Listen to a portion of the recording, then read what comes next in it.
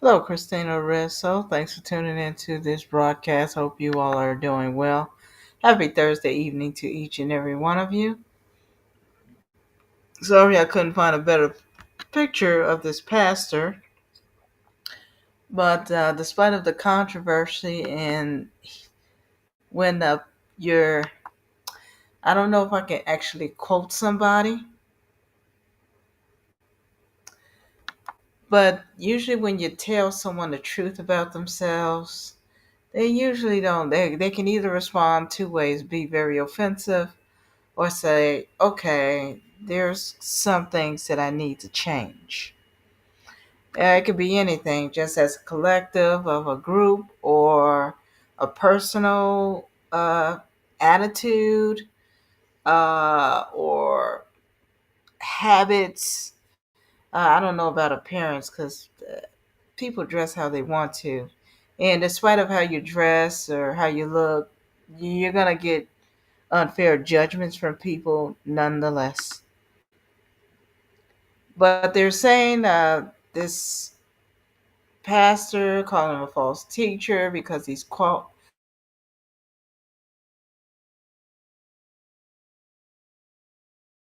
that are very different than the other. I can't remember the name of his podcast. Once I read this article from Black Enterprise, and of course they're not going to explicitly say the whole thing, but I'm glad this pastor got black folks' attention. Now they can get upset all they want to, but yet they know, especially those who lives in these urban areas, Detroit, southwest side of Chicago, Baltimore, Anacostia in D.C. They're terrified. I'm pretty sure they're not hanging out tonight or sitting outside watching their kids play because it's too dangerous to do so. Then they call this guy a false teacher. Well, I haven't heard him blaspheme the Holy Spirit, so you can't call him a heretic because he's calling out sin, which is what this is. And he's using Deuteronomy to do this. Now, I'm going to read Deuteronomy, what I think he's talking about, because it's talking about, there's a section in Deuteronomy 21 called A Rebellious Son, starting at verse 18. So I believe this is what he's referring to. Then after I read this, I'll go into the article and then I'll go more into detail what he was talking about. Because I believe the first time I heard about it was an Afro-Hispanic that talked about it. But he distinguished three different pastors, and I just happened to notice that he was one of them. And he really got into detail of black male behavior. Sadly, exactly the type that I grew up with, because generally black people say all types of things, even though they've never met or they really don't run into white people until either at work or when they go away to school or just public transportation or at a store or something, anywhere in the public. But where most blacks reside, just like any other demographic, they really don't come across white people like that, not as a collective.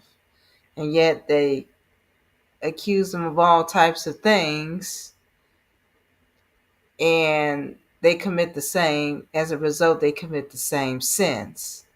Maybe not as demographically different, but they're still sins. It's wrong to murder someone, according to the sixth commandment. It's wrong to molest children. Jesus said he's better off having a stone tied to himself to the bottom of the sea. It's wrong to lust after a woman, which leads to sexual assault because it's already in your heart and your crime is to act it out.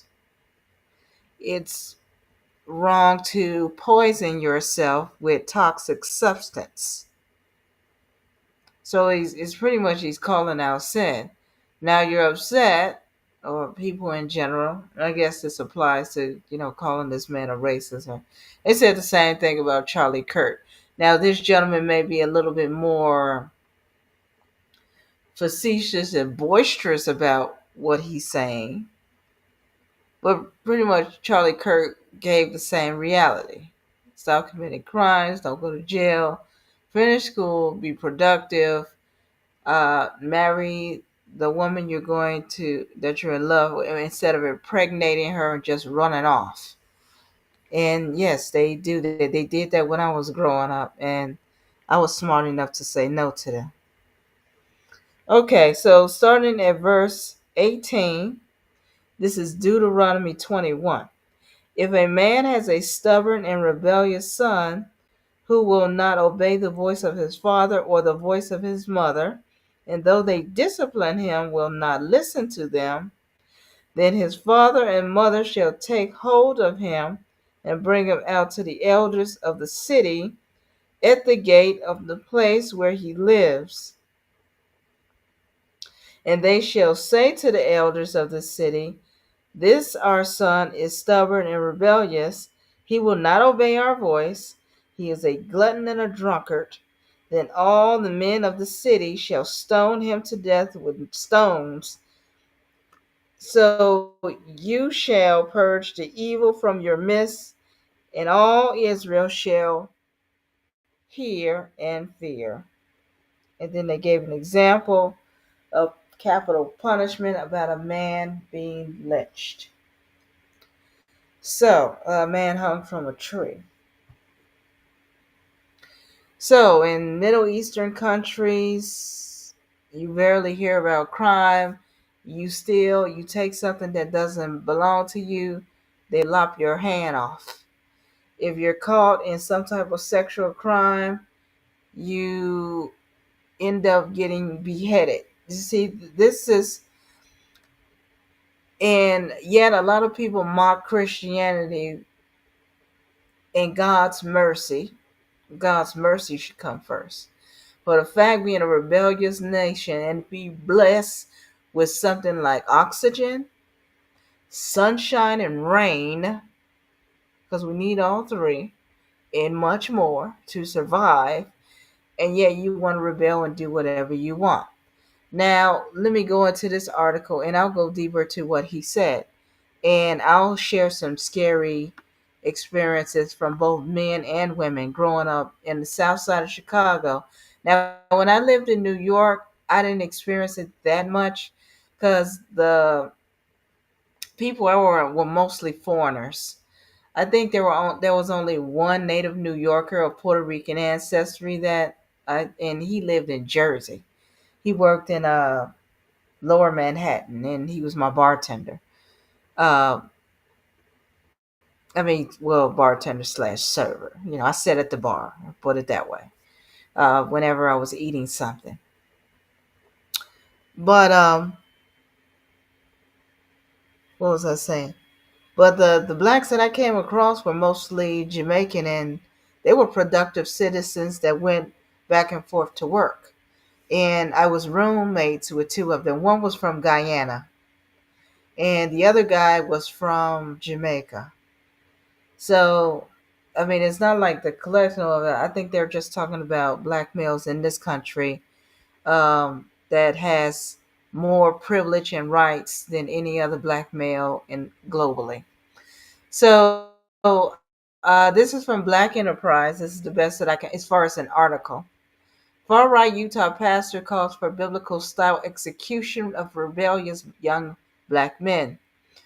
Brian Sauve, I think I'm saying his name correctly, a far-right Christian nationalist pastor in Utah, is making headlines for saying that young, rebellious black men need to be executed.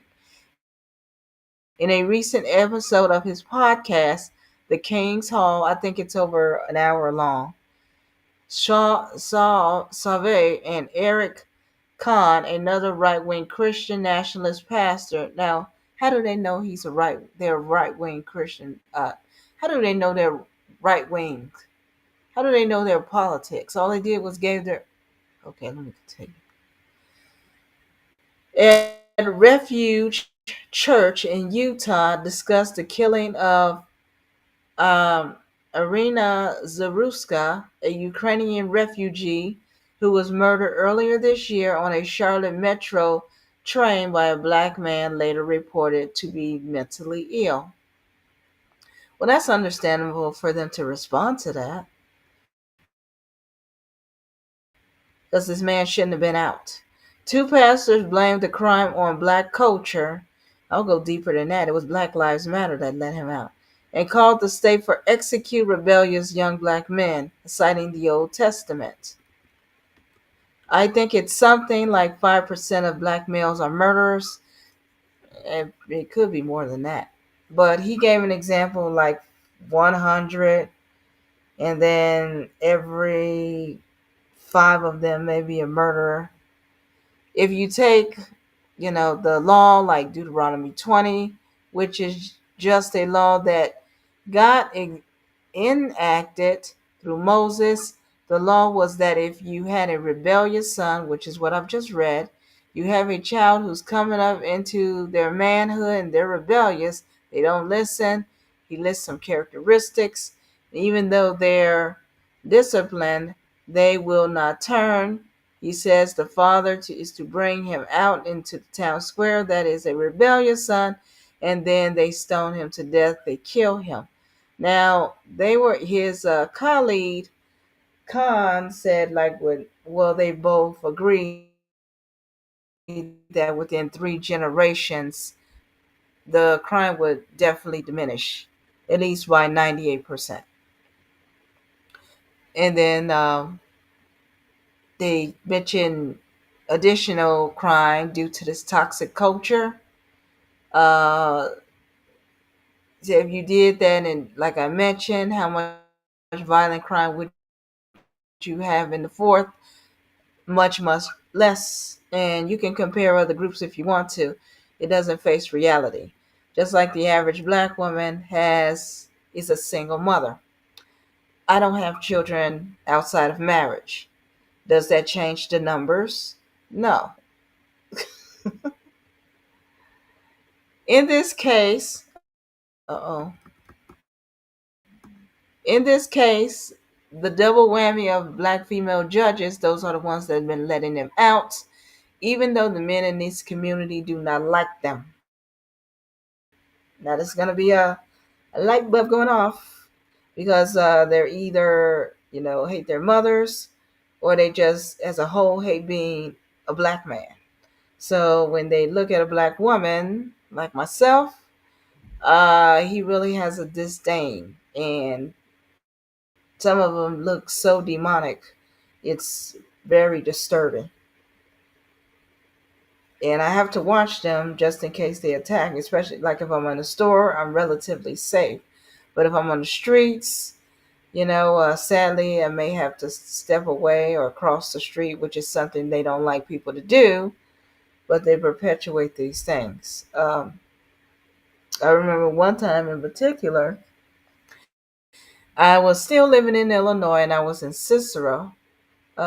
It's heavily Hispanic now, but it used to be heavily white. And I lived there due to the fact it was convenient for me to work when I was working at City Colleges of Chicago. And I remember going to, because it's my bank is on my way to the train station. I usually, Saturday mornings, I would go to visit my grandmother on the south side of town. So I would have something to read, something to listen to, and then get on my way there. And so this black guy did pass by me, and I'm on the outer side. So, I was relatively safe because I wasn't in the corner where if he were to do something, then he would hurt me. And he muttered about thinking I'm better or something like that, that he would knock the the poop out of me. Okay, you get the picture. But he said the S word. Then there have been times when I've been threatened on trains. I've had to call them, being called disparaging names, even on the military base, the installation that I work on. They don't change. I mean, these are just disturbed, violent creatures. And I would say maybe over 90% of them are like that. So I would probably say it could be every other five out of 100. Um, Personally, I choose not to get involved with them. Not only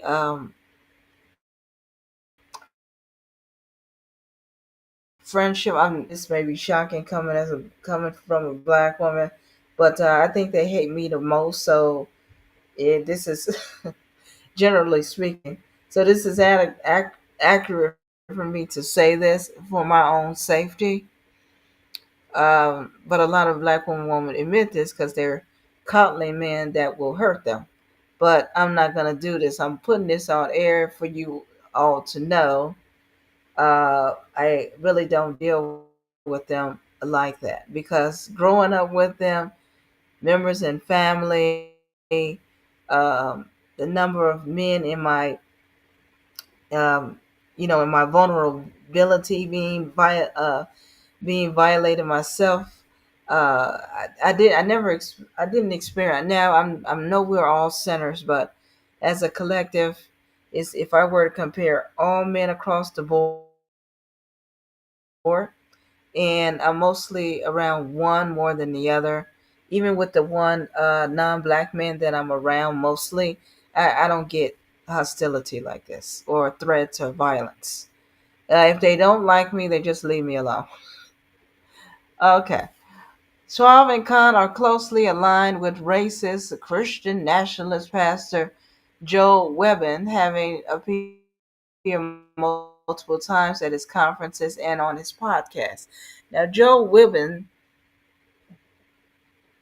now I really don't follow him because uh, he's not a pastor that I don't know, as well as this one, pastors that I would really follow because I'm really all about biblically sound teachers. Not saying that these guys are, I mean, but you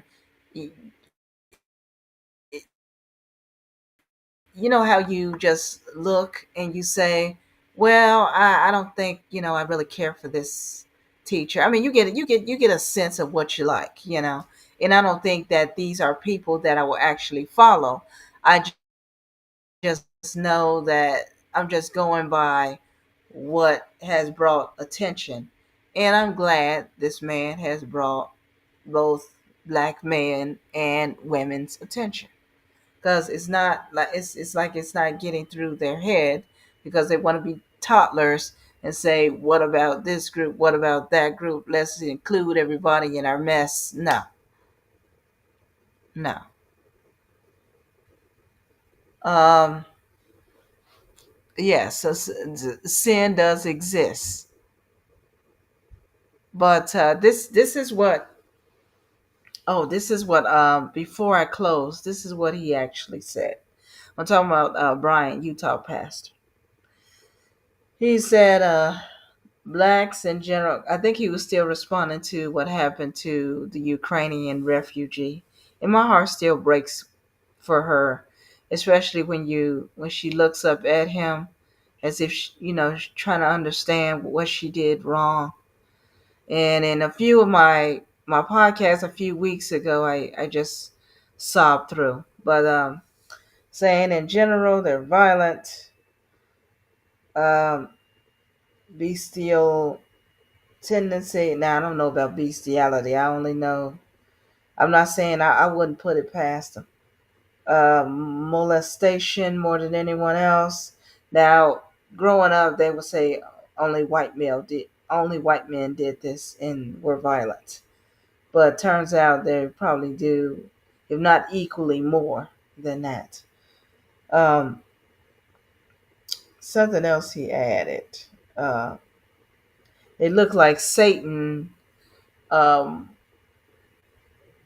I don't know if he meant because I don't remember all those exact words, but he said they look like Satan when I don't know if it's when they look or some type of act, but he wasn't generally saying blacks look like Satan. And I have seen that demonic something spiritual is going on. Both I've experienced this from both men and women. I remember riding the subway train. I was coming from my grandmother's, and it's a long ride, and I usually stop on the north side, to get some brew and some lunch or something. And I noticed that these two black girls got on, and they were, it's mostly blacks, but I don't pay it. I mean, I still watch my surroundings, but I was reading and listening to my earbuds. And I would say, like a few stops, I can feel someone looking. You know how you can feel someone looking at you? I had my dark shades on, so she couldn't see my eyes. Otherwise, it probably would have ignited violence. I glanced over at her, and she really gave me this demonic look. Now, I don't know if it's she didn't either like the way I look, or she didn't like the fact that I was reading, because they associate education with whiteness for some foolish reasons. A reason, excuse me. And the book wasn't even of academia. It's not like I was reading it for a class. I was just reading it, because it was one of those books. Because I collected a lot of books. I don't read books as much as I used to. Now I'll read because right now I'm mostly reading the Bible. But I used to collect a lot of books and read those, especially on Civil War and Abraham Lincoln, because I was into. I mean, and I still am because I like history like that. So it was one of those books that I wanted to catch up on, and I was in the middle, so I brought it along with me and said, well, I'll kill the ride because it's going to take like 25, 30 minutes to get where I'm going. But thankfully, no one, I think one guy sat behind me, but he was sitting like sideways. So if he were to do something to me, he would have had to completely turn his body and reach over to get me. Not as easy access as that demon that attacked Zeruska. Christina Resso, thanks for listening. Pray for our nation, our brothers and sisters under the persecuted church. And may the Lord bless you, keep you, and may his light shine upon you. And I'll talk to you as soon as the Lord wills.